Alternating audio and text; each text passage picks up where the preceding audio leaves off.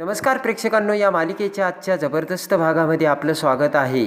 प्रेक्षकांनो, त्यामध्ये आता आसावरी ही शर्वरीला सांगत असते की प्रत्येक माणसाने एकदा प्रेम करून बघावं आणि त्यामध्ये ना खरी आयुष्याची मजा असते. आणि आसावरी शर्वरीला म्हणते की मला खरंच वाटतं की तू सुद्धा प्रेमात पडावं. तर शर्वरी आता जयच्या आठवणीत हरवून जाते आणि बाणावर येत आता शर्वरी म्हणते की ताई, काही काय बोलतेस तू, आणि तू प्रेमामध्ये खुश आहे ना, आम्हाला फक्त एवढंच पाहिजे. आणि इकडे आता आसावरी पुन्हा काळजी करत म्हणते की एक गोष्ट, एक पात्र ना इंटेन्सिव्ह आहे. तर शर्वरी म्हणते की आता काय. आसावरी म्हणते की गौतमची आई त्या ना जरी लग्नाला तयार झाल्या असल्या तरी मला वाटते की त्या मनापासून लग्नाला तयार नाही आहेत. आणि आसावरी म्हणते की जेव्हा केव्हा त्या माझ्या समोर येतात ना तेव्हा मला खूप टेन्शन येतं आणि त्यांची भीती वाटते. आणि शर्वरी म्हणते की हे बघ, तू टेन्शन घेऊ नकोस, सगळं काही ठीक होईल. आणि आता इकडे पमाने तिच्या बहिणीला फोन केलेला असतो आणि इकडे आता साखरपुड्याची बोलणी करायला आपल्याला त्यांच्या घरी जायचे, तेव्हा तू प्लीज इकडे ये ताई, असे आता पमा तिच्या बहिणीला सांगते.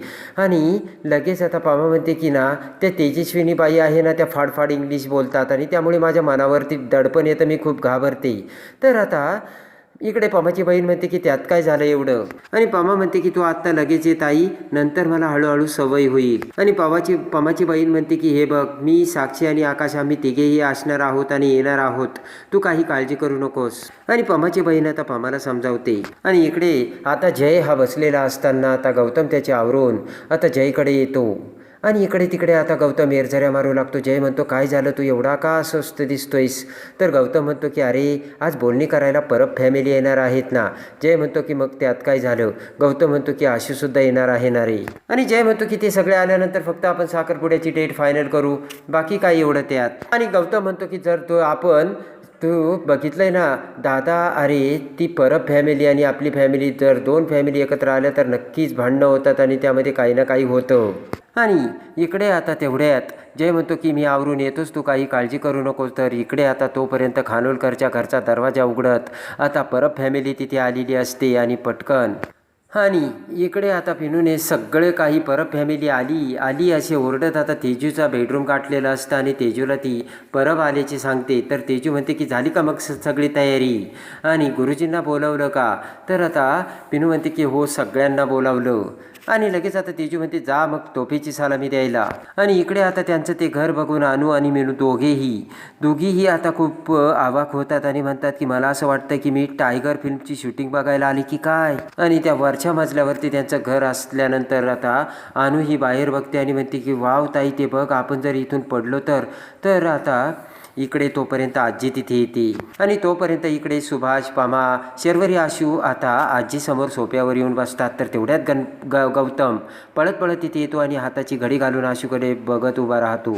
आणि नमस्कार नमस्कार असे करत आता तेजू तिथे येते आणि म्हणते की अरे पोहोचलात का तुम्ही, आणि मला असं वाटलं की तुम्ही लेट होता की काय. आणि तेजू म्हणते की सापडलं ना घर, आणि काही अडचण नाही आली ना घर सापडवायला. आणि तेवढ्यात तेजू आता बिंदूला म्हणते की बिंदू, अगं गरमागरम चहाचं बघ. आणि तेवढ्यात आता पमा ही पिशवी दाखवत भालू आजीला म्हणते की आजी तुमच्यासाठी नारळाची वडी आणली बरं का. तर आजी म्हणते की मला नारळाची वडी खूप आवडते. आणि पमा म्हणते की ताई तुमच्यासाठी चाफ्याची फुले आणली, तुम्हाला आवडतात ना. तर लगेच तेजू आता केसाला हात लावते.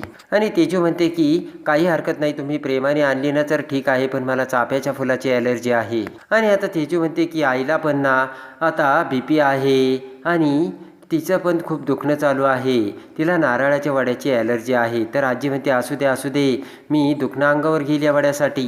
आणि एवढ्यात आता साक्षी आणि आता तिची सासूबाई तिथे आलेली असते. तर आता साक्षी प्रेमाने तेजूला मिठी मारते. तर तेजू म्हणते आकाश. साक्षी म्हणते की ॲक्च्युली तो येणार होता, पण त्याला ना ऑफिसमध्ये काहीतरी महत्त्वाची मीटिंग आहे. आणि समायरा देखील आता तिथे येते. आणि तेजू म्हणते की गुरुजी येतच असतील, तोपर्यंत तुम्ही चहा घ्या. आणि तेवढ्यात आता आजी म्हणते की साक्षीच्या लग्नातच मी बोलले होते, ज्या घरी या मुली जातील ना त्या घरचं सोनं करतील. आणि आजी म्हणते की बघा, देवानं माझं म्हणणं ऐकलं आणि आशूला माझ्याच घरी पाठवलं. आणि लगेच आता साक्षी म्हणते की आशू, शेरू, मई, अन्नू, चला मी तुम्हाला घर दाखवते. तर सगळ्याजणी आता घर बघायला जातात. आणि इकडे मात्र समायरा आता बाजूलाच बसून एकटक सगळं ऐकत असते. आणि आता साक्षी बेडरूममध्ये घेऊन येताच आता मई, अन्नू खूप इम्प्रेस होतात आणि म्हणतात की केवढी मोठी रूम आहे आणि इथे TV वरती टी व्हीसुद्धा किती मोठा आहे, टायगर फिल्म बघायला किती मजा येईल. आणि साक्षी म्हणते की ही आमच्या आईची रूम आहे, तुम्ही कधी जरी आला ना ही रूम केव्हाही या तशीच दिसेल, कारण आमच्या आईला नेहमी टापटीप लागतं. आणि आता अनु म्हणते की तुमचं घर नाही महाल आहे, केवढं मोठं घर आहे. आणि अनु म्हणते की एवढं मोठं घर साफ करताना आपल्या आशुताईचं कंबरडच मोडेल तर सगळ्याजणी हसू लागतात. गौतम म्हणतो नाही नाही, हे सगळी कामं करण्यासाठी स्टाफ आहे घरात. अनु म्हणते मी विसरलेस, मालात काम करायला माणसे असतात ना, आणि आमची अनुताई राणी असणार. आणि आता साक्षी गौतमला म्हणते की आसावरीला तुझी रूम दाखवायला घेऊन जाणार. आणि तेवढ्यात आता गौतम म्हणतो की चल मी तुला माझी रूम दाखवतो. आणि लगेच आता अनु म्हणते की मी सुद्धा येते बघायला. तर शर्वरी म्हणते की असं काय करते, आपल्याला भालू आजीची रूम बघायला जायचं ना. आणि इकडे आता शर्वरी ही त्या सगळ्यांसोबत बाहेर येतात. शर्वरीला मॅक्सचा फोन येतो आणि शर्वरी बोलायला तिथेच थांबते. शर्वरी म्हणते हो मी तो फोल्डर बाजूलाच करून ठेवलाय, सापडलाय का. आणि शर्वरी फोन ठेवते. तोपर्यंत आता अनु आणि त्या सगळ्या जणी तिथून गेलेल्या असतात. तर आता इकडे तिकडे बघा शर्वरी म्हणते कुठे गेल्या या. आणि त्यानंतर इकडे आता गौतम हा आसावरीला त्याच्या बेडरूममध्ये घेऊन येतो आणि त्याची बेडरूम बघत आता आसावरी अवाक होते आणि आसावरीला खूप आनंद होतो.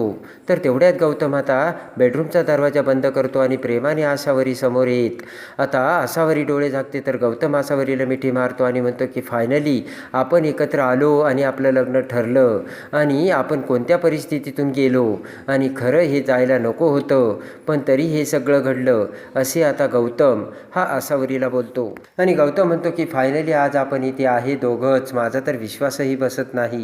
आणि त्यानंतर आता गौतम म्हणतो की अगं मला चिमटा काढ.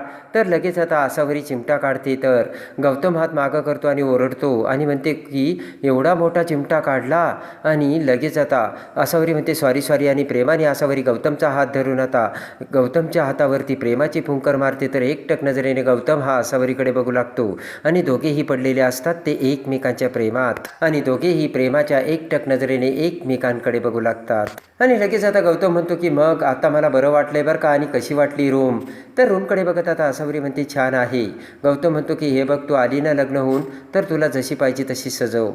आणि गौतम म्हणतो नाहीतर मला सांग मी चेंजेस करून ठेवीन.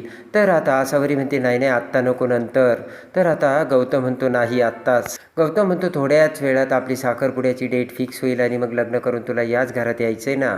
आणि गौतम आता कपाट दाखवत आसावरीला म्हणतो की हे कपबोर्ड ना आपण तसंच ठेवूयात, म्हणजे तुझे कपडे तू यामध्ये ठेवशील. आणि गौतम म्हणतो की मला ना ही सोप्याची सेटिंग आवडत नाहीये, आपण ना हा सोफा इथे ठेवूयात, म्हणजे तू इथे बसून चहा पिशील. आणि ते सगळं आता बघून आता गौतमकडे एकटक नजरेने बघत आसावरीच्या डोळ्यात पाणी येतं आणि आसावरी म्हणते की मला ना हे सगळं स्वप्न असल्यासारखं वाटतंय. तर गौतम म्हणतो फायनली हे ड्रीम आता तुझं सत्यात उतरणार आहे. आणि आता आईच्या बेडरूमच्या बाजूला एक गार्डन आहे, चल मी तुला दाखवतो असे म्हणत आसावरीचा हात धरून गौतम आता गार्डन बघायला घेऊन जातो.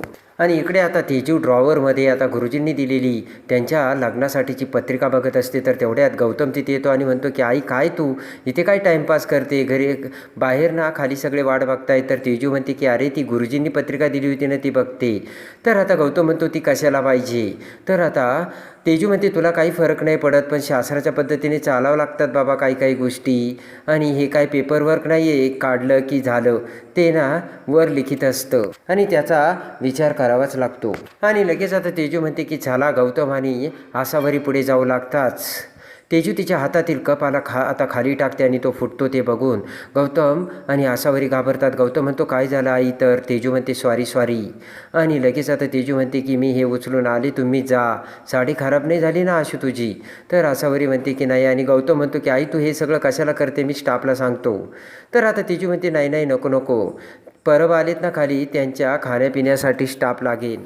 आणि लगेच आता कमरेला पदर खोचून आता तेजू म्हणते की तुम्ही जा पुढे, मी हे उचलून येते. तर आता आसावरी म्हणते की नाही गौतम तू जा पुढे, मी यांना मदत करते. आणि गौतम तेथून निघून जातो. आणि आसावरी म्हणते की हे सगळं उचलून घ्यायला मला कपडा वगैरे काहीतरी मिळेल का. तर तेजू म्हणते नक्की ना बाथरूममध्ये असेल. आणि लगेच आता सापडला का कपडा असे म्हणत आता तेजू आसावरीला हाक मारते. तर आसावरी कपडा घेऊन येते आणि पटकन आता तेजू बेडवर बसते आणि म्हणते की माझ्या पायावर सुद्धा कॉपी सांडली. तर आता आसावरी म्हणते की थांब मी पुसून घेते. आणि लगेच आता आसावरी पुसायला लागते. तर तेजू म्हणते की कपड्याने कुठे थांबा. आणि लगेच तेजू आता चप्पल आता आसावरीच्या समोर ठेवते आणि लगेच आता चप्पल काढत आता तेजू ही पाय पुढे धरते आणि इकडे तिकडे बघत आसावरी तिच्या आता नवीन साडीच्या पदराने तेजूचे पाय पुसू लागते. तेजू म्हणते तुझी नवीन साडी आहे.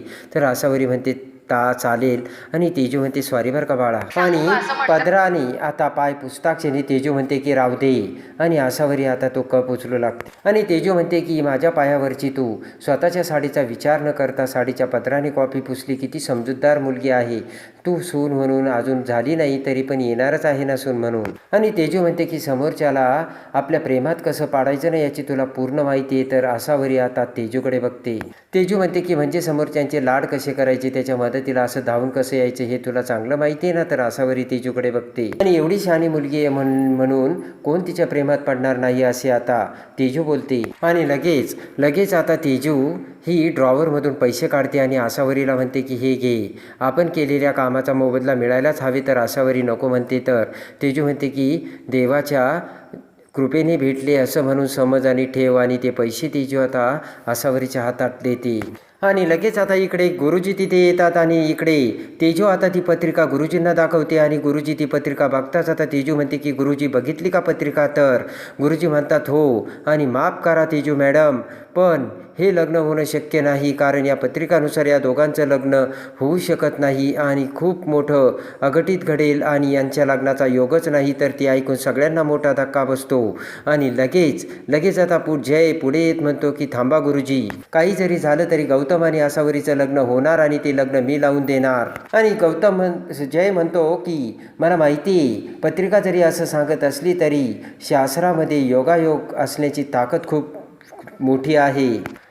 आणि आता जय म्हणतो की शास्त्र असं सांगते की योगायोग पकडण्याची ताकद ही कर्मामध्ये असते तेव्हा काही जरी झालं तरी मी हे लग्न लावणार म्हणजे लावणार. आणि एका झटक्यात आता गुरुजी आणि त्या पत्रिकेला लात मारून आता इकडे जयने गौतम आणि आसावरीचं लग्न ठरवलेलं असतं.